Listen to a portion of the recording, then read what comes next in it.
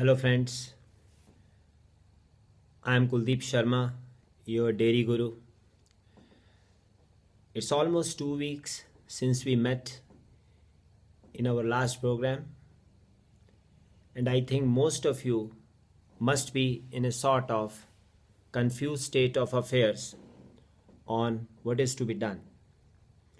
Our duty is to help you take a wise decision and to take that decision quickly. So I am just sharing 5 important points which you need to consider while going for your integrated dairy project in which you wish to start with cows and dairy farm. So the first thing which you should finalize as early as possible is about the land. I gave you fairly good idea on the measurement of land which are required for farm as well as for fodder. As a rule of thumb, I mentioned that consider 2 acres of land for 100 animal farm and around 20 acres of land for fodder. You may not buy out this land because land is very costly. You should look for long-term lease, minimum 3 years for fodder and minimum 5 to 7 years for keeping animals. The second thing to be considered is that finalize on your decision to go for cows, that is desi cows, buffaloes or crossbred cows. If your dream project is a high-tech dairy farm, then I will recommend you should go for crossbred cows. The third thing is the budget.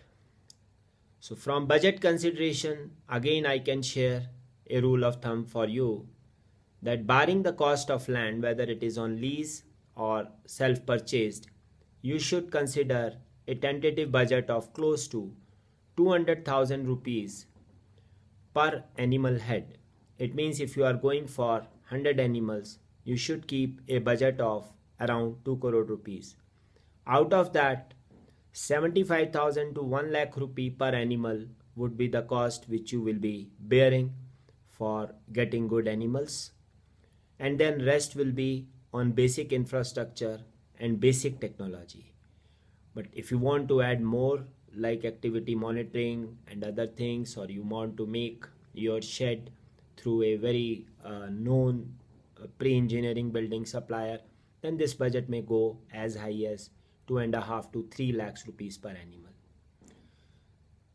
The fourth thing to be considered is the market. As I told you, that please scan the market a little bit on their preferences for cow milk or for buffalo milk, as well as their preferences to pay premium on the milk, and lastly their preferences on packaging, whether they would like to go for loose milk or milk in pouch or raw chilled milk or milk in glass bottle. So you have to get their preferences well defined. Lastly, as a fifth point, I would again like to reiterate our proposal of equity participation with you, as well as if you are not sure of selling the milk, in that particular case, we can help you market the same. We can go for 100% buyback at a reasonable premium at which you will be otherwise selling to Federation. So dear friends, just pull up your socks, and I think it's high time. You should not waste any time and you should go ahead with your project. For any kind of assistance or getting your pre-feasibility report made for the bank, please contact us back. We are waiting for your call. Thank you.